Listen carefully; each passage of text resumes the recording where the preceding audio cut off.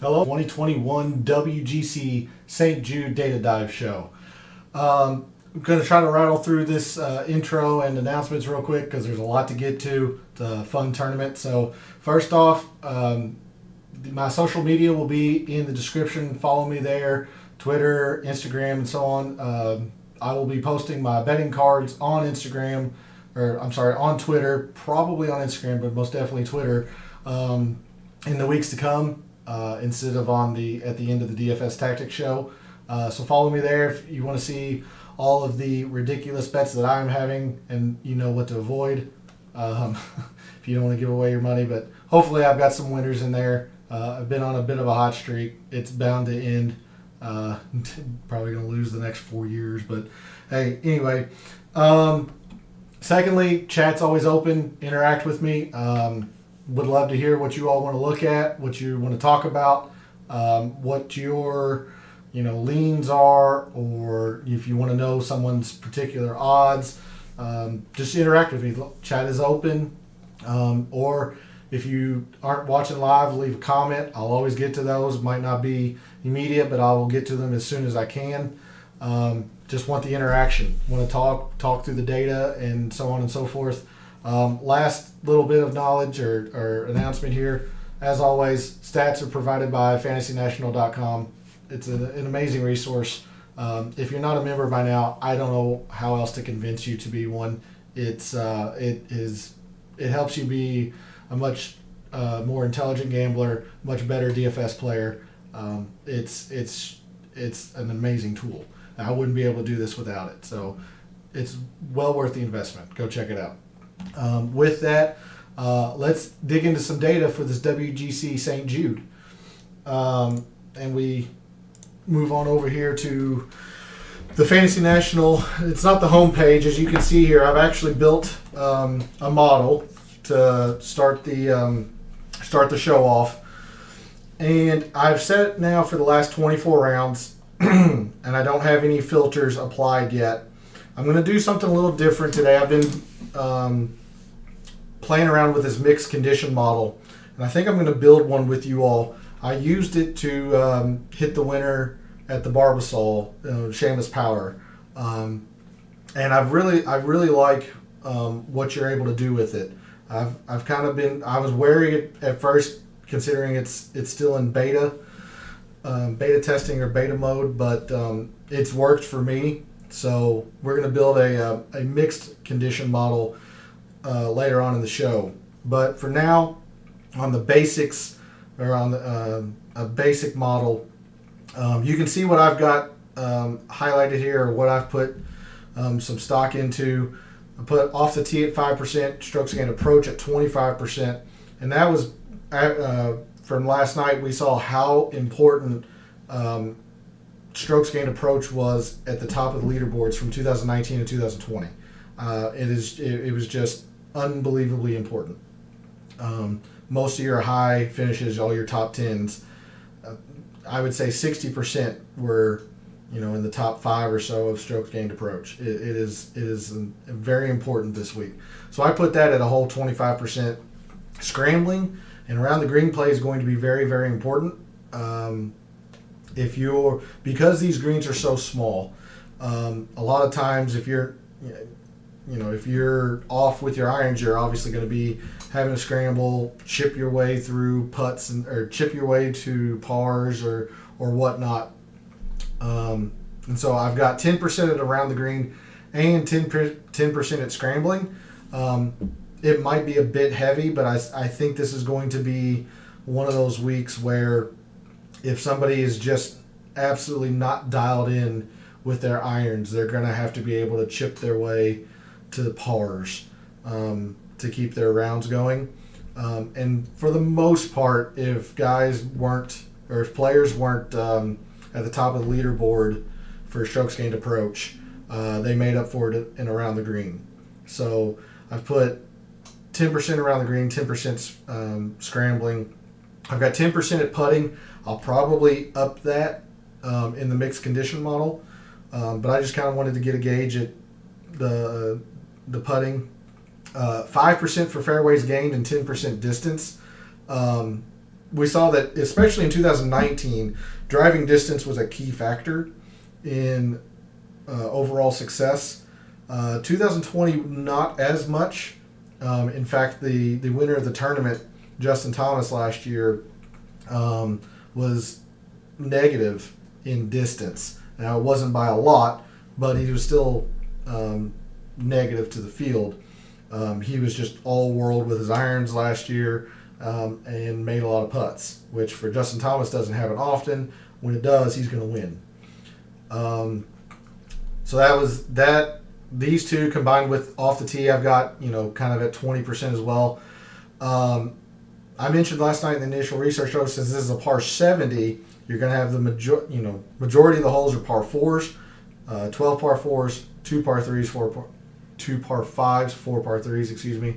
So I wanted to see who plays generally par 4s well, and half the par 4s here at TPC Southwind are in this range, the 450 to 500. So I only put it at 5%, and I'll probably keep it at 5%. I just want to see who plays those length of holes the best. I do think seeing who plays par 4s well is going to be a key factor this week. And then 5% at the two proximity ranges that are most common. And the more I thought about it, the more I'm actually going to remove those in the mixed condition model. I certainly wanted to see who is generally good from those ranges. But as we saw in the initial research show,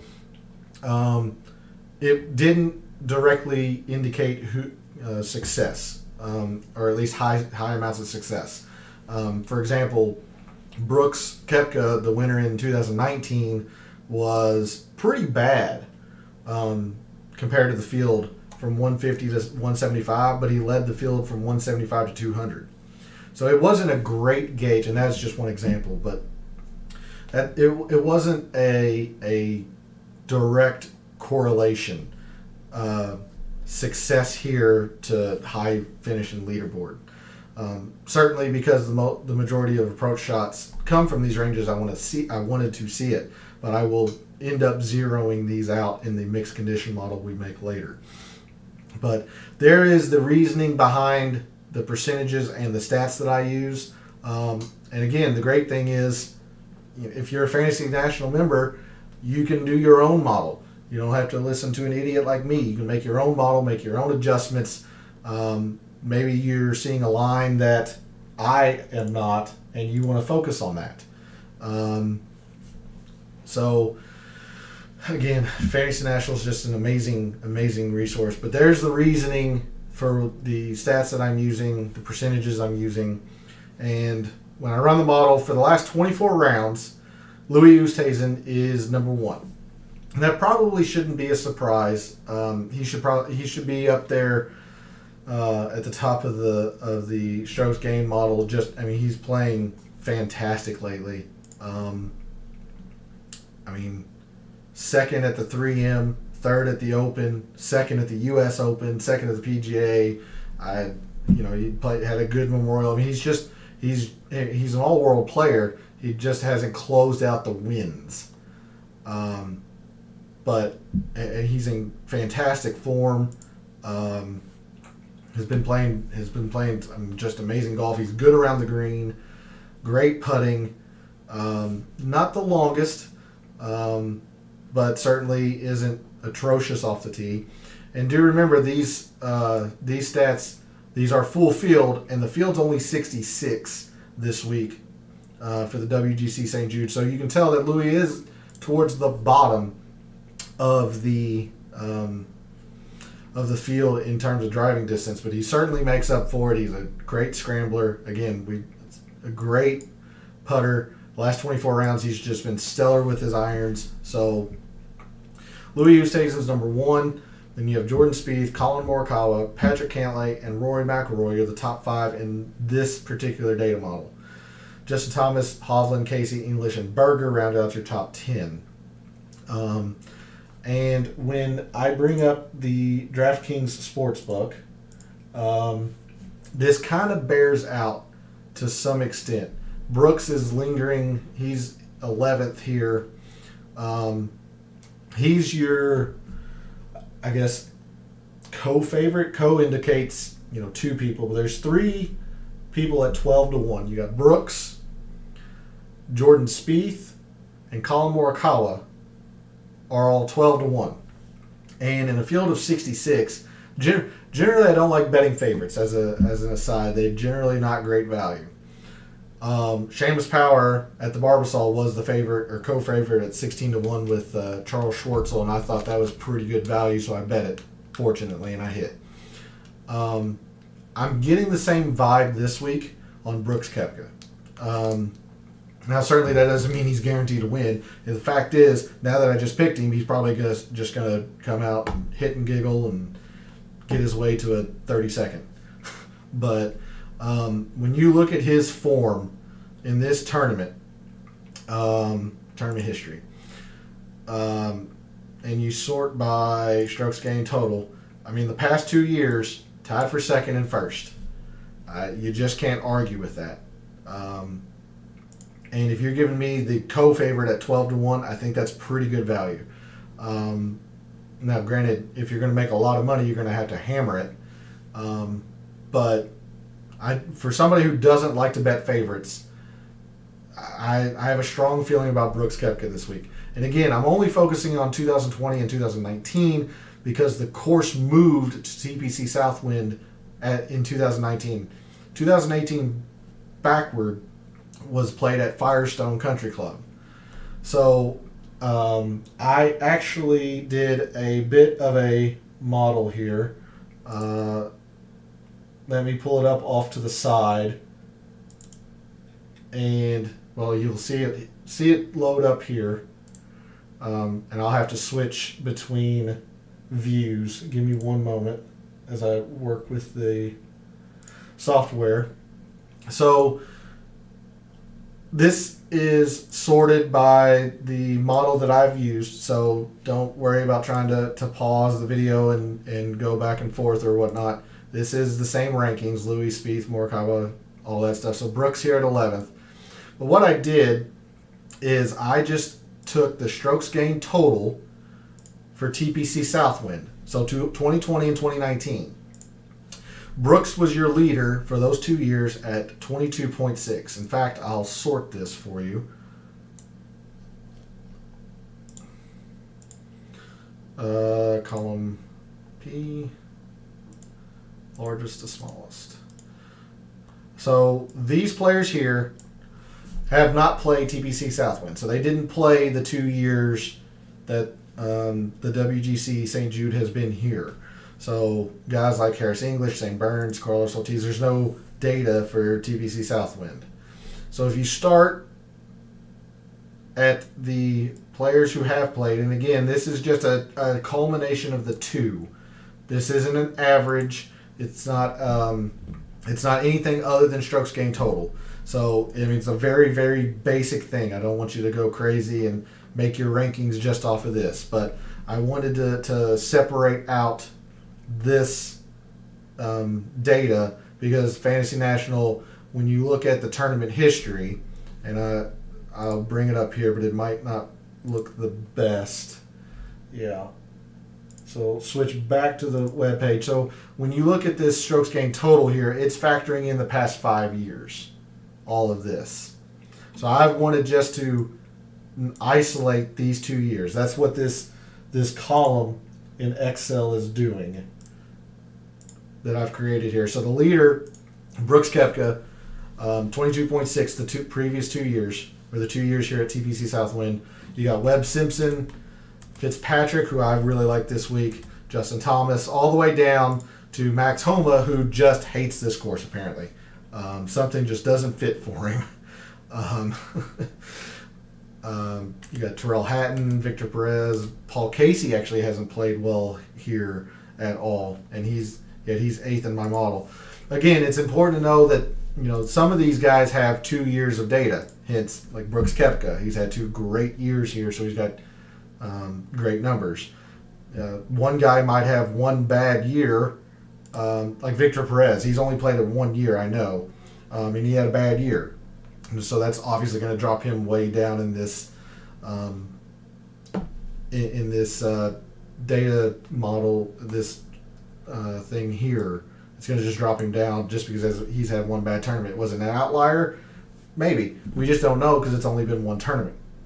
But that's the reason I wanted to just isolate out 2019 and 2020 from the strokes gained total standpoint.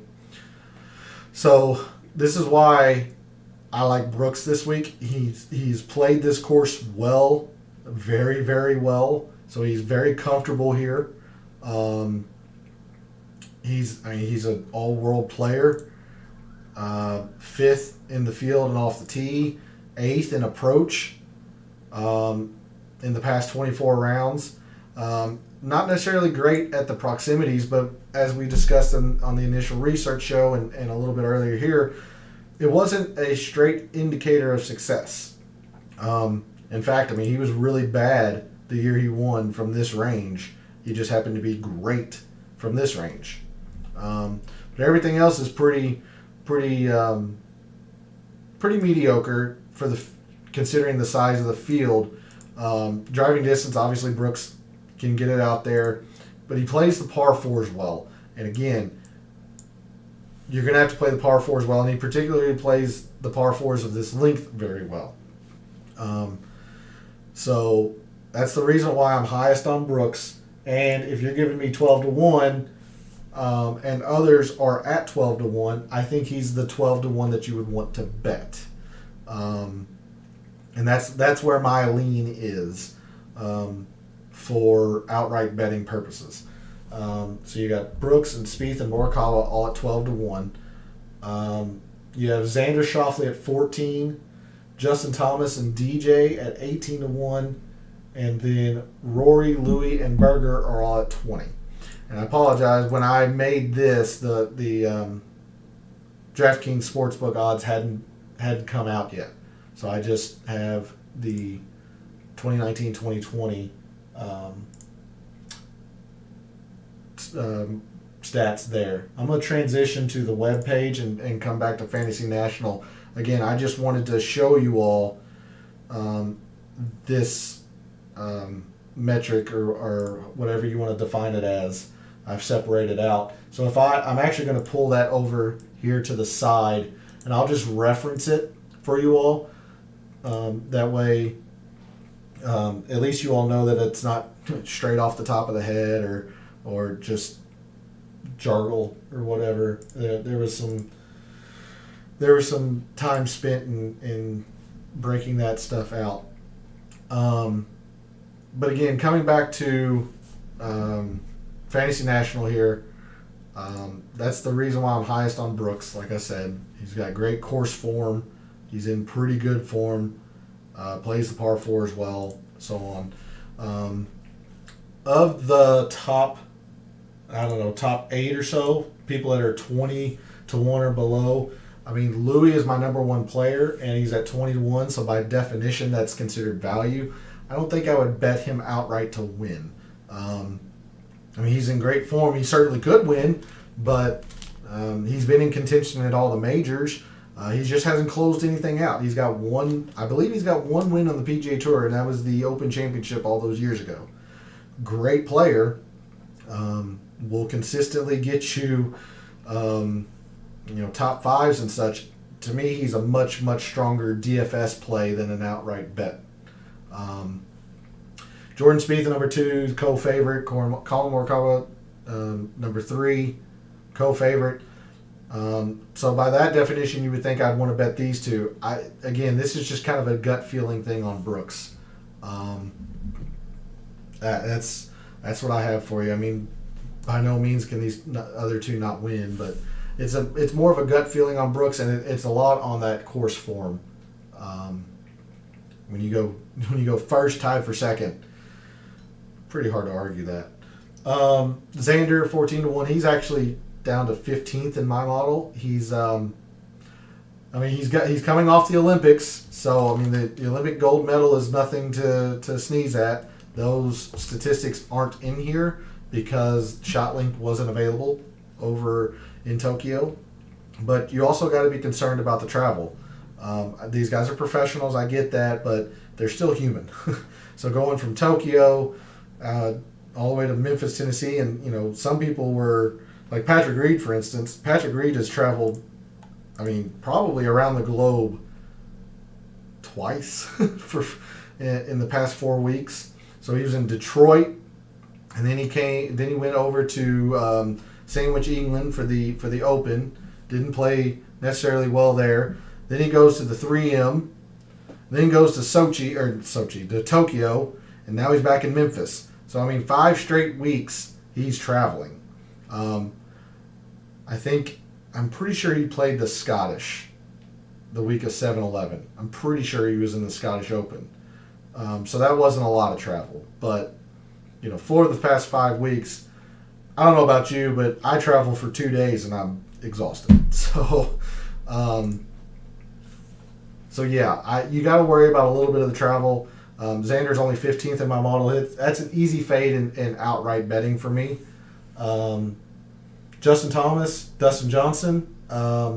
Justin Thomas has great form. He's your defending champion. He's tied for 12th in 2019. Where'd he go? 6th. He's great. The putter scares me. And if he's not hitting his fairways, he's going to be in trouble here at TPC Southland. Now, he's played great, and his form is inconsistent right now, is what I'll say. He's never been a great putter, sure, but a mediocre Open Championship, a top 20 U.S. Open, a very mediocre 2 tournaments before that, a miscut at the PGA. Obviously earlier this year he won the Players. He was top 15 at the WGC Mexico at Congressional. 21st at the Masters. He's just inconsistent at the moment, and he doesn't play a lot. I get it, but he's just inconsistent at the moment, and his irons have been not great. Just to be honest with you. The Open's proprietary, so we only get the strokes gained total. But at the U.S. Open, he lost strokes on approach, and that's normally his forte. In another tournament, he loses around the green. And when you see he can go ice cold with the putter, just frigid. And if you have one of those weeks, you kind of toast. So, I'm out on Justin Thomas. Now certainly he could win, but at 18-1, I just don't see the value there. DJ's the same way. DJ's actually been much more inconsistent than Justin Thomas. DJ's in danger of losing his streak of consecutive seasons with wins. I believe he's got 7 in a row. I think it's 7 seasons in a row he has at least a win. And he's just been kind of whack-a-mole. A really bad 3M. He was really good at the Open Championship. The Travelers, his irons weren't there. The week before that, the U.S. Open, his chipping wasn't there, and he's always been a very good around the green player. But lately he hasn't been. His irons have been hit and miss. The putting has been pretty good. I'll give you that. The putting's been good. But even when he has had the putter going, he missed the cut at the PGA, positive in putting. A lot of people considered the Palmetto a disappointment. He was one of 2 headline people at that event. It was as close to an alternate field event as you could get, and he came in 10th. He gained strokes there, but the rest of his game kind of lagged.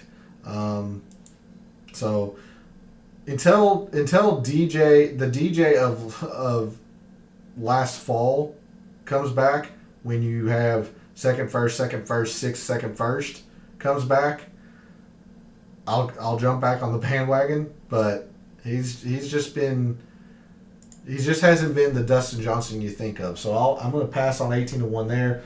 Rory 20, Louis 20, Berger 20. We've talked about Louis. Rory and Berger, I don't mind Rory at 20-1. I really don't. Sure, I'm neither positive nor negative about it. It's just, I think it's a That's a good number for Vegas to set. That's what I got for you there.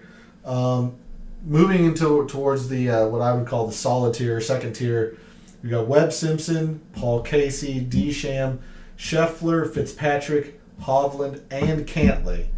So 7 people.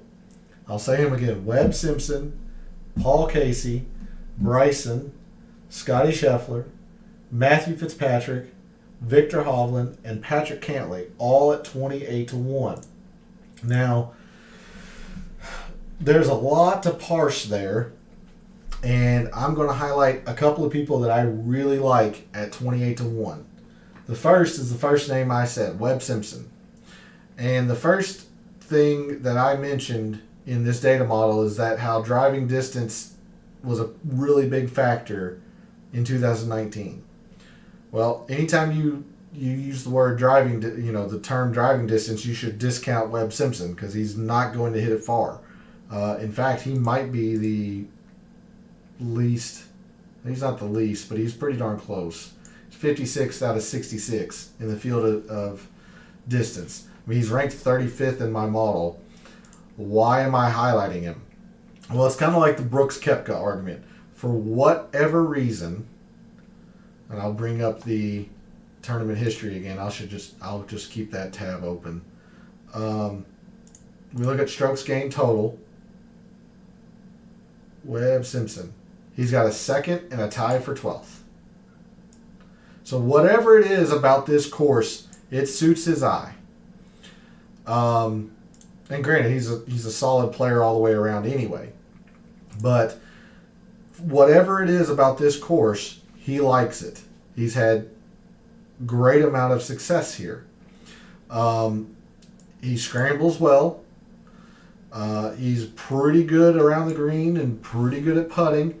Again, these numbers aren't jumping off the page at you. This is more of the narrative of course fit. It's a short course, so that should fit into his hands. For whatever reason, I like 28-1 on Webb Simpson. It could absolutely backfire in my face, and he finishes 62nd. And Nick, you're an idiot. But you can't. It's only 2 years, yes, but there's something here that fits Webb. Shorter course. How is he on Bermuda? Because we are on Bermuda greens. Yeah, so he putts well on Bermuda, and he's generally a good putter as it is. Off the tee is going to be a little important, or pretty important, but I mean he's not an abject failure off the tee. He's not Christian Bezadenhout. But I mean he is technically negative. He has been pretty bad off the tee as of late, so that's a little bit worrying. But he had a very good Open Championship. So, I mean, the week that he did hit well off the tee, he got ninth. Now that doesn't help you if you're placing an outright bet on him, but there is reason to be bullish on Webb Simpson at 28-1. So I like it. I don't know if I'll get there, but again, I just wanted to highlight Webb. The guy that I'm most excited about, and this is going to be an absolute bet. You can just bank on it right now, Wednesday night or Thursday morning on my Twitter feed, is Patrick Cantlay. I'm all over Patrick Cantlay this week.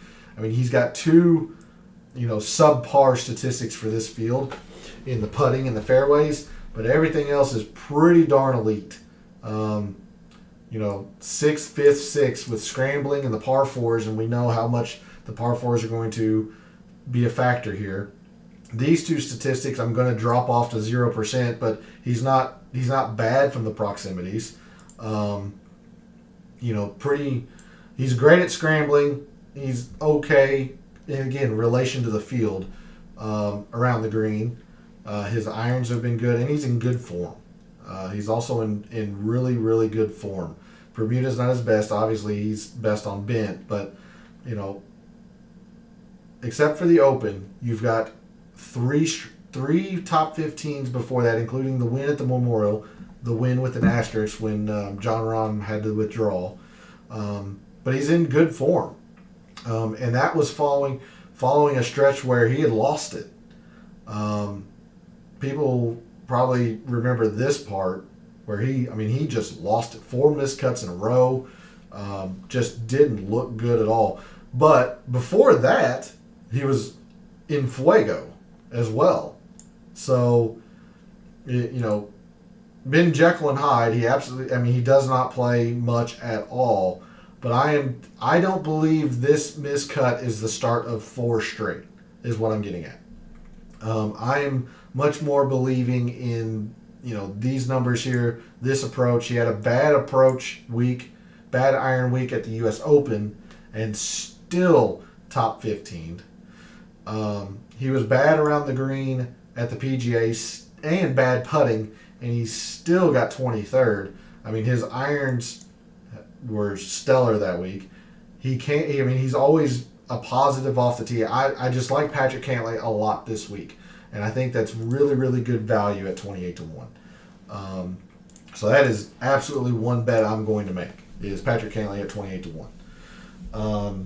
Those are the guys that I've kind of highlighted there for the 28-1 because there's so many of them there. You've got Hideki at 30-1. Just kind of lukewarm. He doesn't rate out well on my model at all. A 20th. I just kind of like Rory and a little bit less like Berger. I think it's just a good number, a fair number, I should say, not a good, a fair number. I'm not positive or negative about Hideki. English at 35, Answer at 35. Normally I'm a big Answer fan. I'm not this week. He had an okay Olympics, but his countrymen really outshined him. Carlos Ortiz was fantastic at the Olympics. Having said that, Answer's got quite a few elite stats here. He's very short off the tee compared to this field. He doesn't scramble well. Oh shoot, there he is. And then obviously doesn't play well around the green. I think that's going to be a factor this week because normally I'm an Answer believer. Irons, fairways, and all that stuff, but you've got to work yourself around the greens here, and I just don't see it this week for Abraham Answer. Patrick Reed at 40. Generally, Patrick Reed at 40-1 is just crazy high. But I have to agree. I don't see Patrick Reed this week. We've talked about the travel.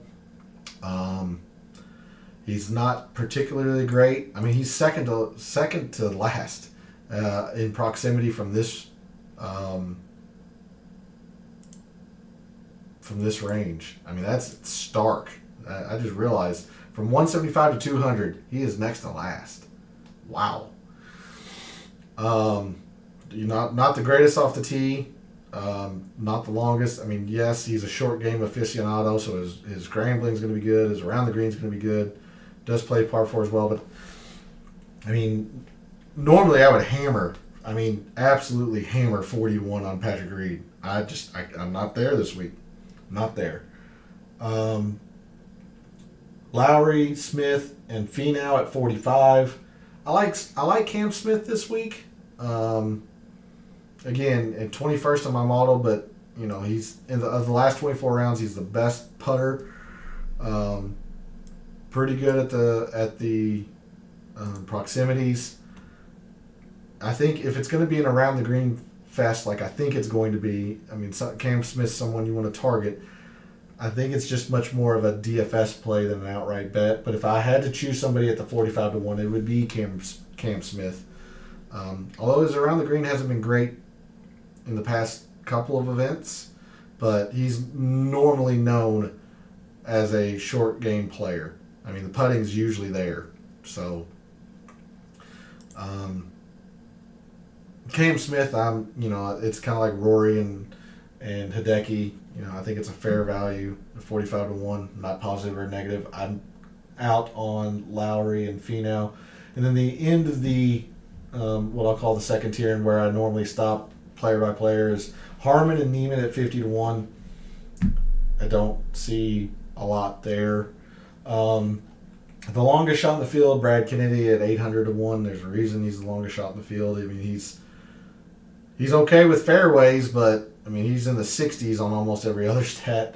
He's your longest shot. You've got a 500 to 1, 400 to 1. I do like Wilco Nienaber for a top 20. He certainly has the distance, and if distance is a big factor this week, he's got the distance.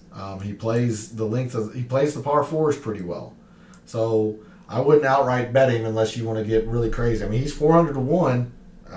If you're looking for a long shot and you want to have a narrative, I mean, Wilco hits the ball far. I'm not going to bet him to win, but on a top 20 at 8 to 1, I think is what it is. Sure. I can see that. Let's see. Anything else above the 100 to 1s that I really like? I don't mind Stuart Sink at 130 to 1. Yeah. I mean, he's had a great year. He rates out kind of... I just saw him. There he is. I mean, he's 36th. Webb's 35th, and I'm high on Webb. I don't know. Let me bring up the Excel here real quick. Look for... Yeah, so Stuart Sink hasn't played TPC Southwind. So that could be a good thing. Could be a bad thing. I don't know. He's okay at 130 to 1. The guy I really like, though, that's 130 to 1. I'm sorry, he's 100 to 1 now, is Kevin Kisner. And you haven't heard much about Kevin Kisner lately. But sneakily, he's been in good form. A very good putter, and very good on Bermuda. Second in the field in scrambling. Really bad at the proximity of the closer proximity, but good at the further one. He's one of the shortest hitters in the field, but he does hit his fairways. He's good around the green. His irons haven't been great, which is scary, like next to last scary. But if you look at Kevin Kisner, he's actually been in pretty good form lately. Again, we talked about he's a very good putter in general. Bermuda's fine. His approach has been bad. I'll give you that. And that's very worrisome. But he made the cut at the Open. He had 2 top 10s the weeks prior to that and played really darn well. This is a bit of an aberration. You don't expect him to gain 7 strokes on the green every time. But if he balances those two numbers and say like he gains 2 strokes on approach, he stays a little bit positive off the tee. He's good around the green, stays his normal putting. I think Kisner's live at 100 to 1. I much more like him as a top 20 bet, or maybe even a top 10 at 7 to 1. But I think for long shots, for 100 to 1 plus, I think you could do worse than Kevin Kisner. So I just wanted to highlight him, and I like him a lot for DFS. Of course, we're not going to talk about DFS much this show. That'll be Wednesday night, but I mean 6,800 I like a lot for DFS. But so anyway, there's some outright betting information. Again, if you're watching live, jump in chat, please. If there's anything you want to know, if you're not watching live, leave a comment. What do you think, or what you want to talk about? What are you thinking about for this week?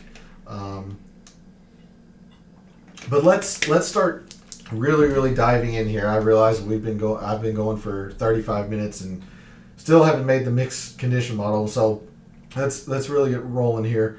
I'm going to add the filter of less than 7,200. Now technically the course plays, it says 7,270 something yards. I'm going to set it less than 7,200 because the prior 2 years at TPC Southwind,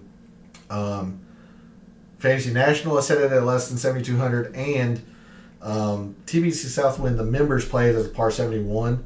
For the WGC, they turn a par 5 into a long par 4. I'm just going to keep this same percentages and all that stuff. This is sorted now by short courses. The past 24 rounds on short courses, you'll see one name rise to the top who I've really liked this week. It's Webb Simpson. So Daniel Berger is actually number 1 on short courses. Then Webb. Siwoo Kim rises to 3rd. Patrick Cantlay still stays 4th. English, JT, Dustin Johnson, Matsuyama, Morikawa, and Bryson are your top 10. You got Brooks falls to 28th. He was 11th. He falls to 28th. Sink rises. Answer rises. Kisner rises to 21st. So on shorter courses, there are guys that actually, obviously play them better, but guys that will surprise you. And that's another reason why I'm so high on Webb this week at 28-1. I like Patrick Cantlay more, but I'm certainly probably going to put both of those on a win bet. I'm definitely putting Cantlay. Probably going to do Webb as well. So on short courses, I really like Webb this week, and you can see here just by that. Let's see who plays the par 4s on short courses the best. So you got Bryson, Berger, Simpson, DJ, Justin Thomas, English, Matt Jones, Billy Horschel, Xander, and Sungjae. I'm going to remove the 7,200 filter. Let's go to Bermuda. I'm wary of adding the green speed only because we have 2019 only, and that was fast. And I imagine it's going to be fast, but we just don't know. If I had to take a guess, it would be fast, but we just don't know. So if we do Bermuda, and basically I just wanted to do the putting, strokes gained putting on Bermuda. Matthew Fitzpatrick is somebody I also really like this week. He's had fantastic form here at TPC Southwind, a tied for 6th and a tied for 4th. So he clearly likes this course. Something clicks for him. So he's the best putter on Bermuda. Patrick Reed, Harmon, Louis, and Ortiz are your top 5 putters on Bermuda for the past 24 rounds, that is. And Poulter, Xander, Neiman, Burns, and Cam Smith. So the great thing about this mixed condition model, and we're going to start getting into that. The great thing about this mixed condition model is that you can set different filters for different statistics. No longer, or at least in the base model, I'll call the base model, you have to change all the stats at once. So if you wanted to sort, or if you wanted to look at less than 7,200, you would filter that on all these stats. So what we're going to do, we're going to come back to these regular strokes gained. I'm not even going to use my custom model. Let's come to strokes gained. And I'm going to do the last 36 rounds on this first one because I'm going to target strokes gained approach, and I want to take a longer term view. So if we add a column here to the mixed condition model, I want to add strokes gained approach, and this will be a little description. So I'm just going to say last 36. So for the last 36 rounds, I want the strokes gained approach. We'll add that column. All right. Make sure I don't have any filters. We don't. All right. So the next thing, I want to look at the same statistic. I want to look at strokes gained approach, but I want to see who does the best on short course strokes gained approach. So instead, now I'll add another column. It'll be strokes gained approach, but now I'm going to say, oh, well, let me cancel. This is the reason why the mixed condition model can be powerful and also bad, because you have to remember you're going to want to change your sample size and stuff. The more narrow, the more filters you add, the more narrow you want to put. Because if you put 36 rounds on courses of less than 7,200, you could be going back 3, 4. I mean, for some guys, you could be going back 6, 7 years. You don't want to do that. At least in my opinion, you don't want to do that. So you want to narrow it down. I'm going to narrow it down to the last 12 for short course rounds and go strokes gained approach. So again, we'll add a column, strokes gained approach. I'm going to say last 12 on less than 7,200. We'll add that. All right. Remove my filter there. I'm going to increase the sample size here to 50 rounds. I want to sort on strokes gained putting. I just want to see who the best putters on Bermuda are on a long-term basis. Long-term basis. Who is traditionally the best putters on Bermuda. So I want to add strokes gained putting. Last 50 Bermuda. Add that.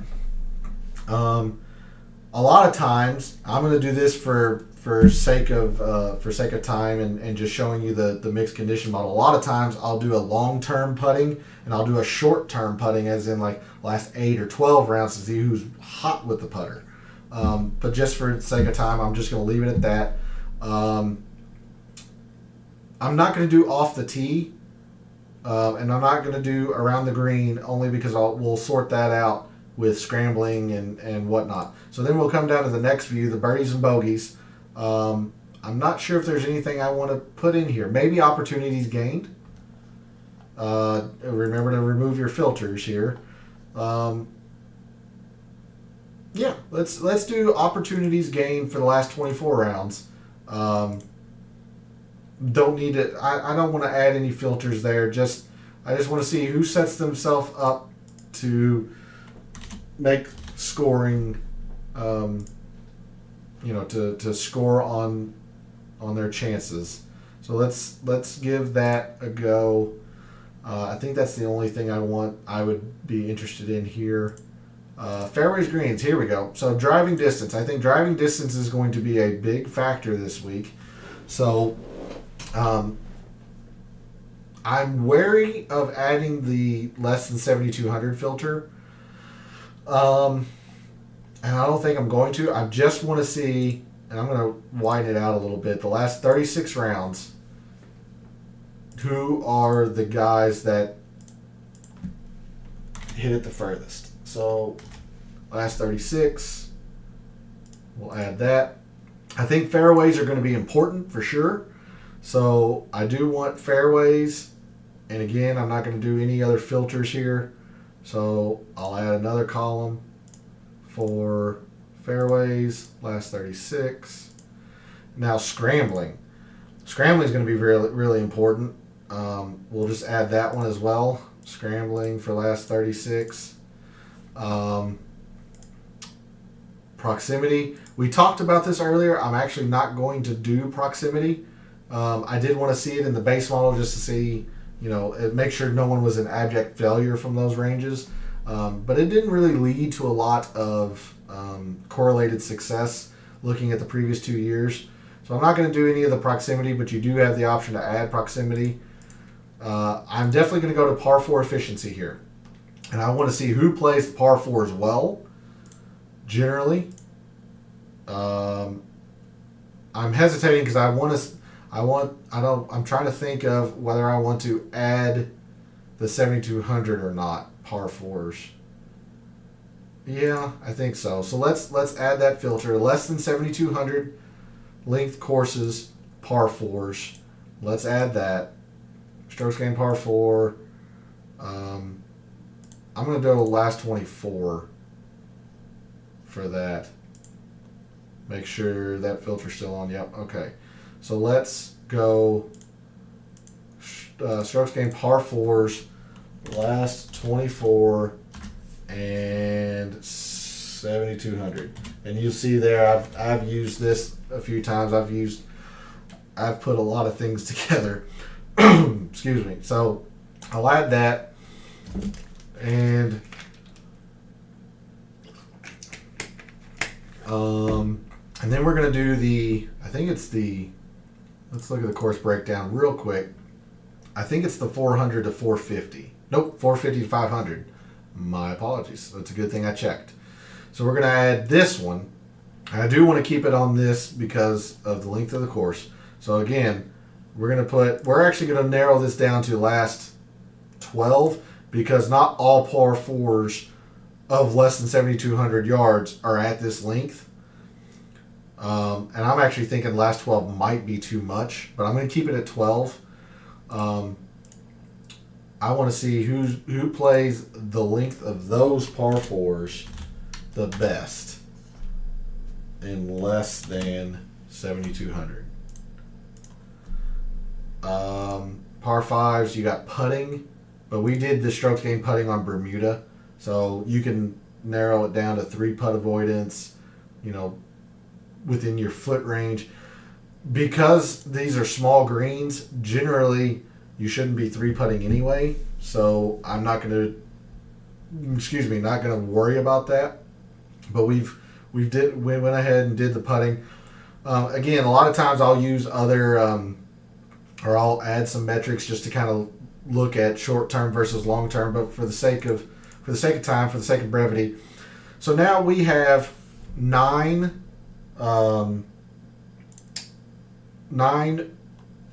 stats here that we have broken out the rounds and the conditions. And now we can determine what percentage we want to put on each of these. Anyone who's followed me for a while knows that I'm just an iron favored player or person.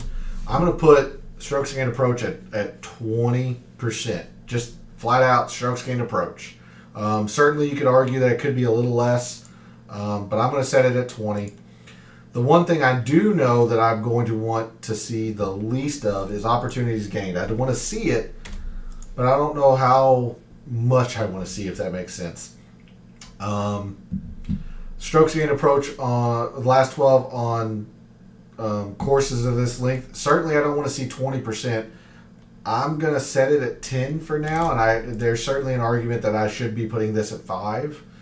But I'm going to set it at 10. I do want to see who's putting well, or who's has a good baseline for putting on Bermuda. So we've used 50% on those 4, so that means we can average 10% on these.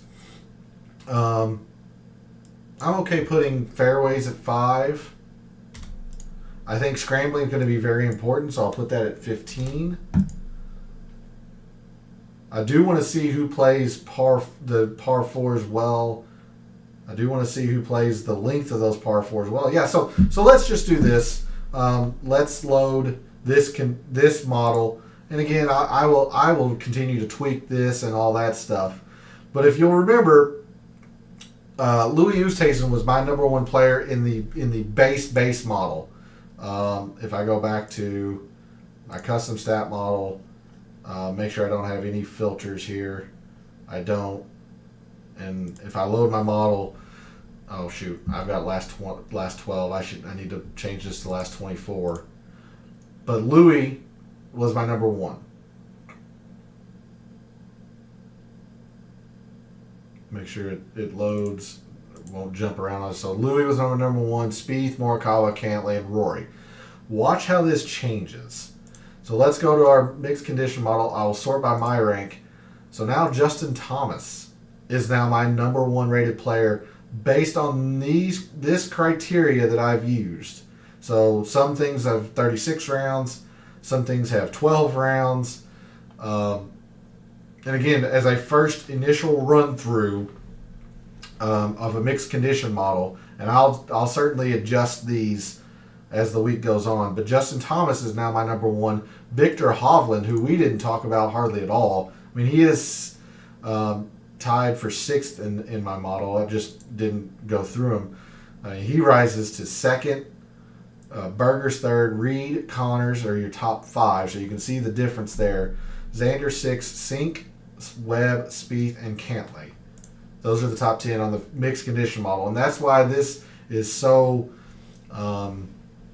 useful, that you can add criteria and add filters and really drill down into it. And I've been hesitant to put it on camera just because it was on beta, but the fact that I've used it and won with it I would be doing you all a disservice if I didn't show you my complete method of trying to hit these winners.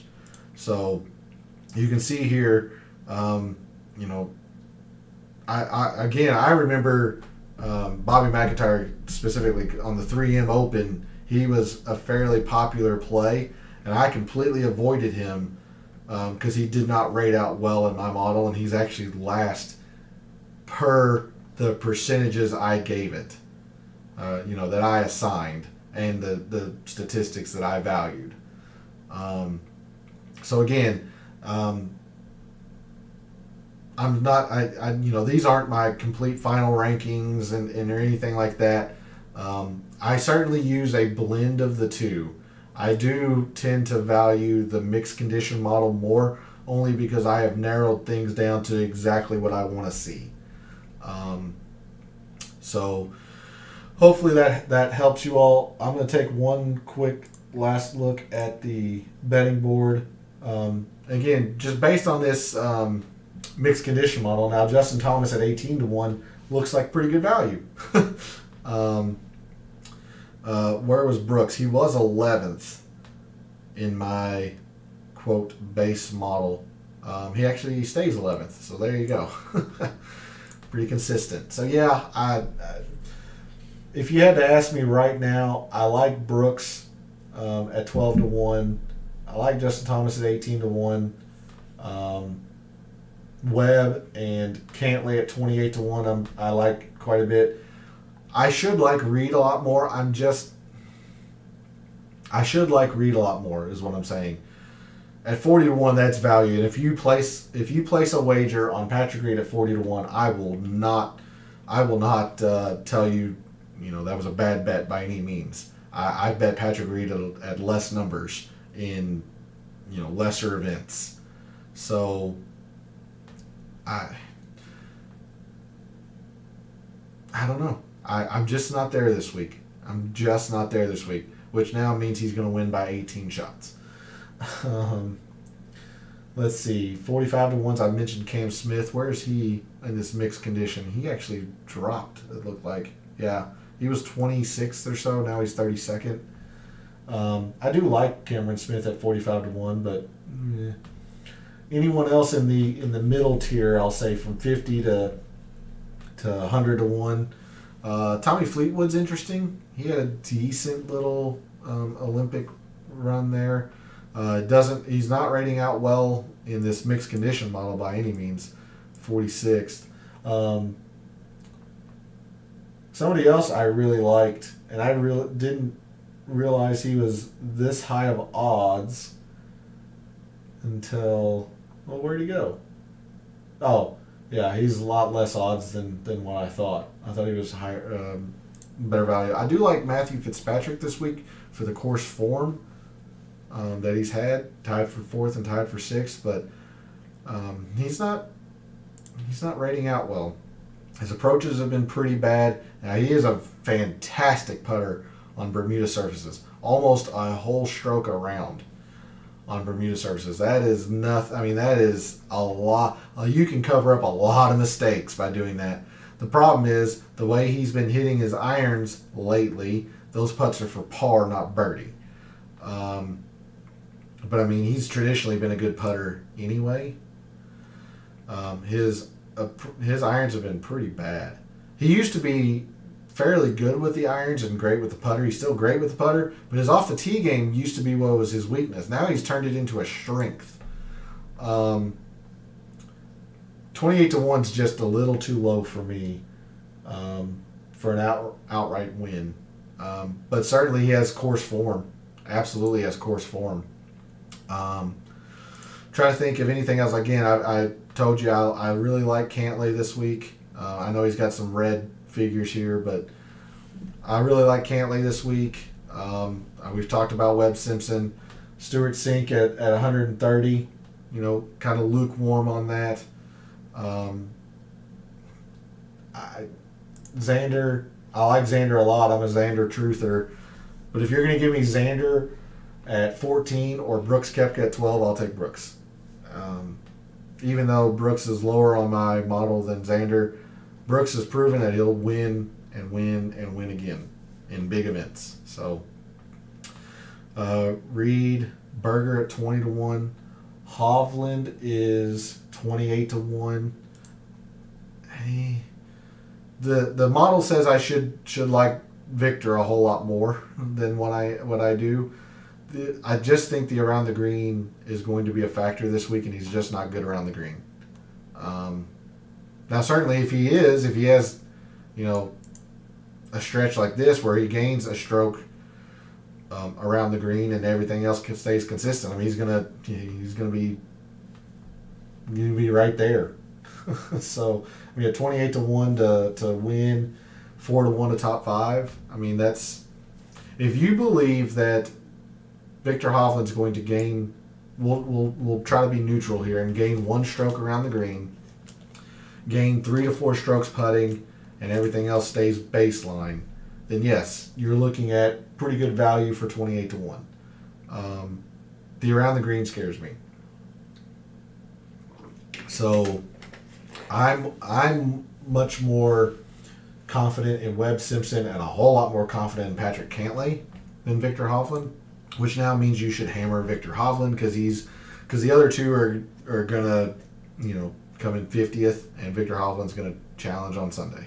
So it's the way it usually goes. But I think that's probably going to wrap it up. Again, guys, last second thing for the chat.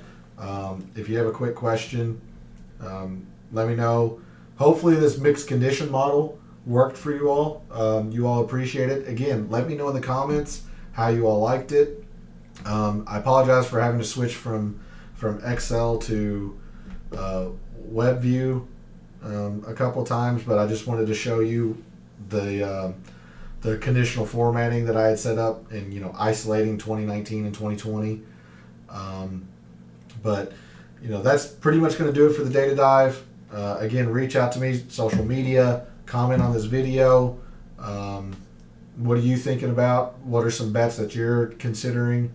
And then tomorrow, because there are 2 events this week, tomorrow will be the entire Barracuda show. So initial research, which will be limited to about 2 or 3 minutes, and then data dive and DFS, all for the Barracuda, will be tomorrow. And then Wednesday we'll go back to the WGC St. Jude for the DFS tactics. So a lot of content this week. Make sure you tune in. And until next time, may all your bets be profitable.